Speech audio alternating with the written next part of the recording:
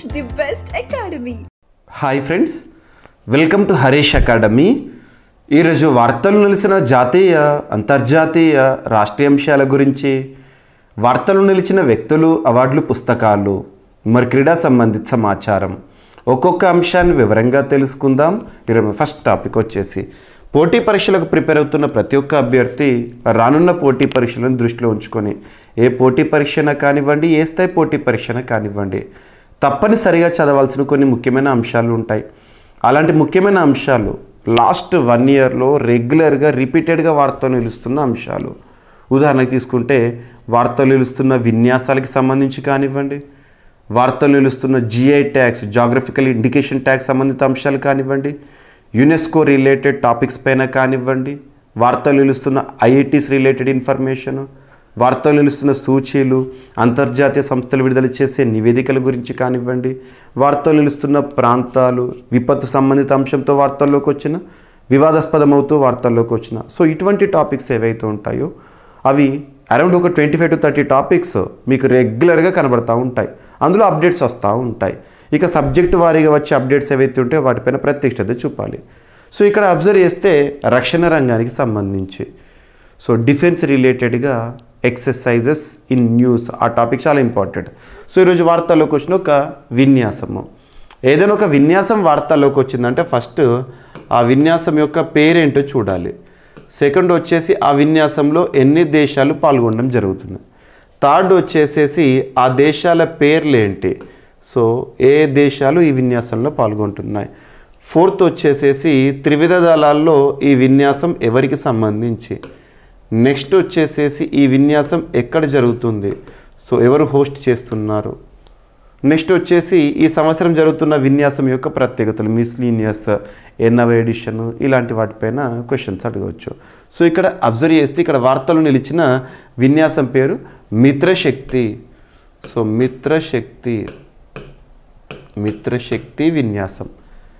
ఈ విన్యాసంలో ఎన్ని దేశాలు పార్టిసిపెంట్స్, ఎన్ని దేశాలు పాల్గొంటాయంటే 2 దేశాలు. ఆ దేశాల పేర్లు ఏంటంటే భారత్, ఇండియా, శ్రీలంక. భారత్, శ్రీలంక. త్రివిధ దళాల్లో ఎవరికి సంబంధించింది అంటే ఇది సైనిక విన్యాసం, మిలిటరీ ఎక్సర్సైజ్, ఆర్మీ. సో సైనిక విన్యాసం, సంయుక్త సైనిక విన్యాసం ఎక్కడ జరుగుతుంది, ఈ సంవత్సరం ఆతిథ్యం ఇస్తున్న దేశం ఏంటంటే Sri Lanka. So last 2023 November subject condition, అప్పుడు పూణే వేదికగా భారతదేశం ఆతిథ్యంలో మిత్రశక్తి విన్యాసం చివరిసారి జరిగింది. అప్పుడు జరిగిన ఎడిషన్ 9th ఎడిషన్. ఈ సంవత్సరం జరుగుతున్న విన్యాసము 10th ఎడిషన్.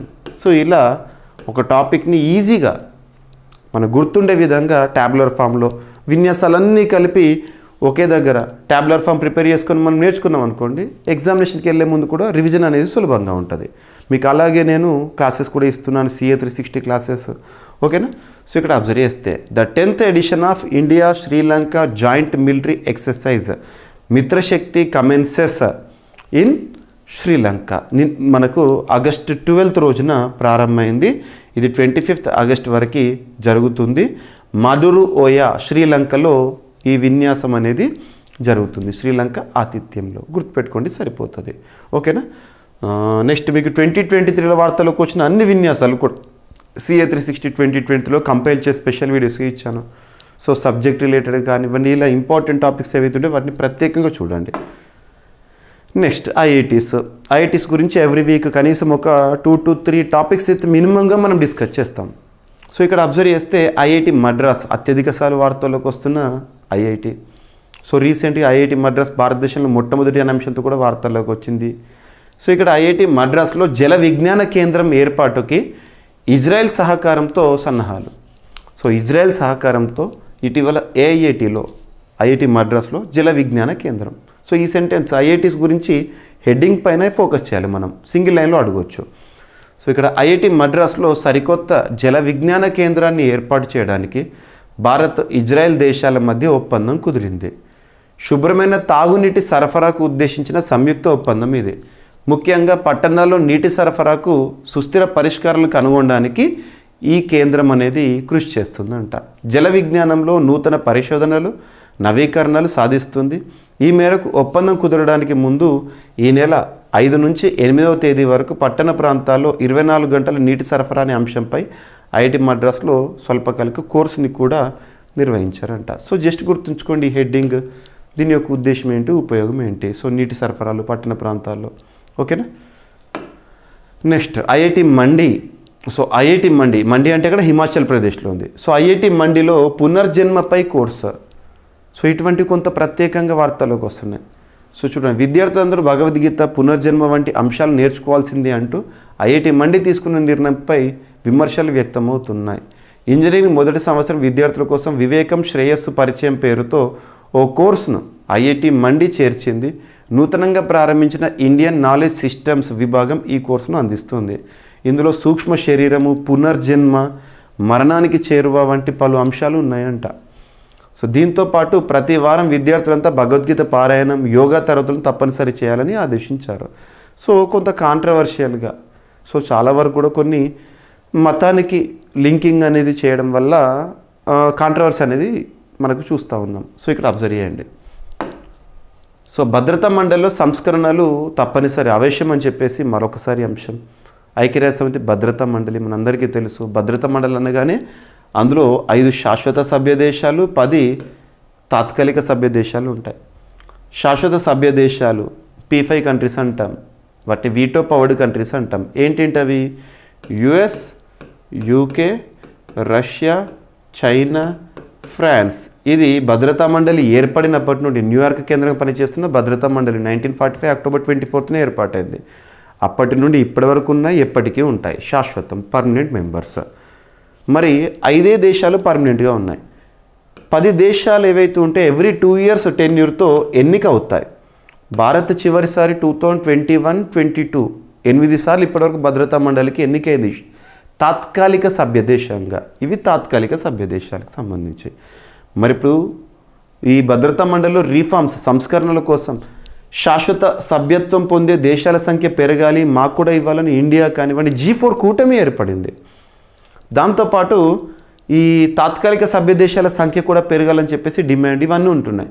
సో ఈ నేపథ్యంలో ఐక్యరాజ్య సమితి భద్రతా మండలిలో సంస్కరణలు కావాల్సిందని మరొకసారి తెరపైకి భారత్ స్పష్టీకరణ చేసింది. ప్రస్తుతం ప్రపంచం ఎదుర్కొంటున్న పలు సవాళ్లను పరిష్కరించాలంటే ఐక్యరాజ్య సమితి భద్రతా మండలిలో సంస్కరణలు అవసరమని భారత్ పునరుద్ఘాటించింది. భారత్కు శాశ్వత సభ్యత్వం కల్పించాల్సిన అవసరాన్ని నొక్కి చెప్పింది. భద్రతా మండలిని విస్తరించాలని, అందులో ఆఫ్రికా, ఆసియా పసిఫిక్ దేశాలకు సభ్యత్వం కల్పించాలని సూచించింది. అయితే దీన్ని చైనా, పాకిస్తాన్లు యథావిధిగా వ్యతిరేకించాయి. అంతర్జాతీయ శాంతి భద్రతల నిర్వహణ అంశంపై ఐక్యరాజ్య సమితి భద్రతా మండలిలో ఉన్నత స్థాయి చర్చ జరిగింది. ఇందులో G4 Bharat, Brazil, Japan, Germany దేశాల తరపున భారత ప్రతినిధి ఆర్ రవీంద్ర గారు కీలక ప్రసంగం చేస్తారు. భద్రతా మండలి సభ్యత్వాలను 15 నుంచి 25 లేదా 20 వరకు పెంచాలంట. 15 ఇప్పుడు ప్రస్తుతం 5+10 కదా, దాన్ని 25 లేదా 20 వరకు పెంచాలంట. మరో 6 శాశ్వత సభ్య దేశాలు, 4-5 తాత్కాలిక సభ్య దేశాలను మండలిలో చేర్చాలని తను చెప్తుండడం జరుగుతుంది. సో శాశ్వత సభ్యులుగా ఉన్న కొత్తగా చేర్చే 6 2 ఆఫ్రికా దేశాలు ఉండాలి, మరో 2 ఆసియా పసిఫిక్ దేశాలు ఉండాలి, లాటిన్ అమెరికా లేదా కరేబియన్ నుంచి ఒకటి ఉండాలి, పశ్చిమ ఐరోపా ప్రాంతం నుంచి ఒక దేశానికి శాశ్వత ప్రాతినిధ్యం కల్పించాలి. సో ఇలా భద్రతా మండలిలో రీఫార్మ్స్ అనేది మరొకసారి తెరపైకి రావడం జరిగింది, గుర్తుంచుకోండి. సో 3000 అడుగుల ఎత్తైన బ్యాటరీ ఏర్పాటు అనే అంశం మన భారతదేశానికి సంబంధించి ఒక బ్యాటరీ. సో ఇక్కడ చూద్దాం, విద్యుత్ నిల్వలో ఉన్న సవాళ్లను అధిగమించేందుకు ఆకాశ హర్మ్యాల లాంటి బ్యాటరీలను నిర్మించేందుకు ప్రయత్నాలు మొదలైనాయి. ఇవి ప్రపంచంలోనే ఎత్తైన నిర్మాణాలుగా మారనున్నాయి. ఇందుకోసం బుర్జ్ ఖలీఫా, వరల్డ్ ట్రేడ్ వంటి నిర్మాణాలు డిజైన్ చేసిన స్క్విడ్మోర్, ఓవింగ్స్ అండ్ మెరిల్ అనే సంస్థ, విద్యుత్ నిల్వ సంస్థ అయిన ఎనర్జీ వాల్స్ అనే సంస్థలు ఒప్పందం కుదుర్చుకున్నాయి. ఈ 2 సంస్థలు కలిసి భారీ బ్యాటరీ బ్లాక్లతో కూడిన బ్యాటరీలను నిర్మించాలని, వీటి ఎత్తు దాదాపు 985 అడుగుల నుంచి 3300 అడుగుల వరకు ఉండనుందంట. సో ఇక్కడ మనం అబ్జర్వ్ చేస్తే 3000 అడుగుల ఎత్తైన బ్యాటరీ నిర్మాణం కోసం ఎవరి మధ్యలో ఒప్పందం కుదిరింది, ప్రత్యేకత ఏంటి? సో డిమాండ్ తగ్గినప్పుడు ఉత్పత్తి అయ్యే విద్యుత్ను దీనిలో నిల్వ చేస్తారంట. ఓకేనా. నెక్స్ట్, శత్రు విధ్వంసక kamikaze drone. The dependency on drones is increasing nowadays. మానవుడు మానవరహిత విమానాలపైన ఆధారపడడం అనేది పెరుగుతూ వస్తుంది. ఇవి చూస్తున్నాం మనం, ఎగ్జాంపుల్స్ కూడా చాలా డిస్కస్ చేస్తున్నాం. సో ఇక్కడ చూస్తే దేశీయంగా అభివృద్ధి చేసిన అంటే ఇండిజినస్ పూర్తి స్వదేశీ పరిజ్ఞానంతో తయారు చేసిన అత్యాధునిక మోడర్నైజ్డ్ కామికేజ్ డ్రోన్లను నేషనల్ ఏరోస్పేస్ లాబొరేటరీస్ వారు ఆవిష్కరించారు. డూ అండ్ డై, సో ఇది డ్రోన్ పేరు, అనే పద్ధతిలో అప్పగించిన పనిని ఈ డ్రోన్ సమర్థవంతంగా పూర్తి చేస్తుందని సంబంధిత వర్గాలు వెల్లడించాయి. ఈ స్వదేశీ మానవరహిత వాయువాహనంలో దేశీయంగా అభివృద్ధి చేసిన ఇంజన్లను వినియోగిస్తున్నట్లు తెలిపింది. కామికేజ్ డ్రోన్లకు ఏకంగా 1000 దూరం వరకు ప్రయాణించే సామర్థ్యం ఉంటుందని వెల్లడించారు. అసలు కామికేజ్ డ్రోన్ అంటే ఏంటి? కామికేజ్ అనేది జపనీస్ పదం. రెండవ ప్రపంచ యుద్ధం సమయంలో ఒక ప్రత్యేక అటాకింగ్ యూనిట్కు ఈ పేరు పెట్టారు. ఇందులోని మిలిటరీ పైలట్లు తమ యుద్ధ విమానాలను శత్రు లక్ష్యాలపై కూల్చడం ద్వారా ఆత్మాహుతి మిషన్లు నిర్వహించేవారు. సో డ్రోన్ ప్రత్యేకత ఏంటిది? 2.8 మీటర్స్ పొడవు. సో ఇవి అడగకపోవచ్చు, ఓకేనా. సో కామికేజ్ డ్రోన్ పూర్తి స్వదేశీ పరిజ్ఞానంతో సూసైడ్ డ్రోన్ అంటే ఆత్మాహుతి డ్రోన్ ఎవరు సిద్ధం చేశారు? నేషనల్ ఏరోస్పేస్ ల్యాబొరేటరీస్ వారు రూపకల్పన. సో దీర్ఘశ్రేణి గ్లైడ్ బాంబు పరీక్షను విజయవంతంగా ముగించింది DRDO వారు.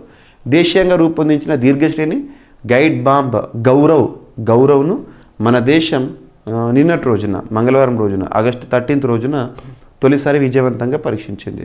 ఒడిశాలోని తీర ప్రాంతం ఎప్పుడైనా గుర్తుంచుకుంటే రక్షణ రంగానికి సంబంధించిన ప్రయోగాలు అంటేనే ఒడిశాలోని అబ్దుల్ కలాం వీలర్ ఐలాండ్, చాందిపూర్, బాలాసూర్ అంటాం కదా, ఆ ప్రాంతంలో.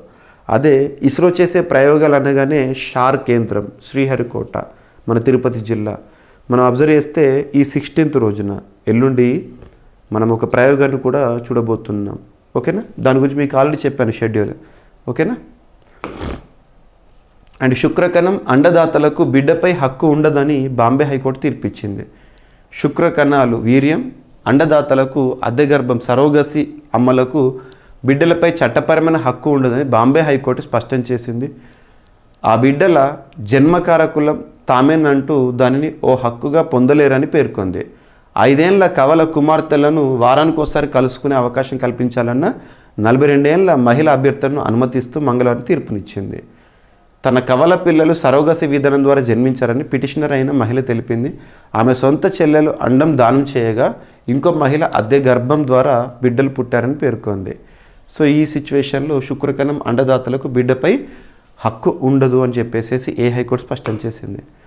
అండ్ రేపటి రోజున ఆగస్టు 15th మన స్వాతంత్ర దినోత్సవ సంబరాలు 78th. సో గుడివాడలో అన్నా క్యాంటీన్స్ ప్రారంభోత్సవం జరగబోతోంది.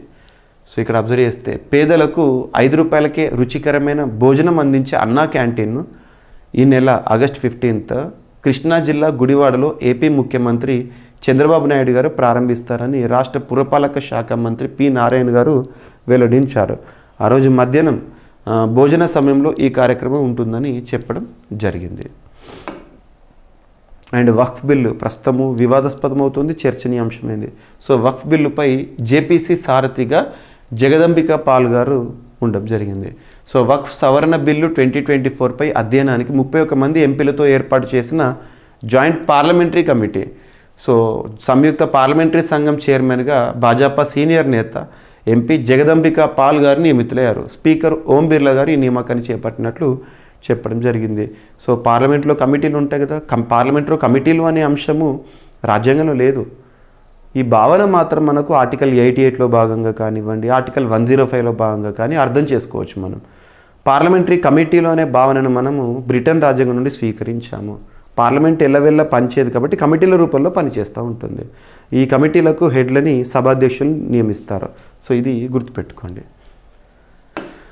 అండ్ తెలంగాణ జనగణన డైరెక్టర్గా Bharati Holikeri, so Telangana census operation citizens registrations డైరెక్టర్గా 2010 బ్యాచ్ ఐఏఎస్ అధికారిని భారతి హోలికేరి నియమితులయ్యారు. ఆమె కేంద్ర ప్రభుత్వ ఉద్యోగుల స్కీమ్ కింద 2025 డిసెంబర్ 31 వరకు ఈ పదవిలో కొనసాగుతారు.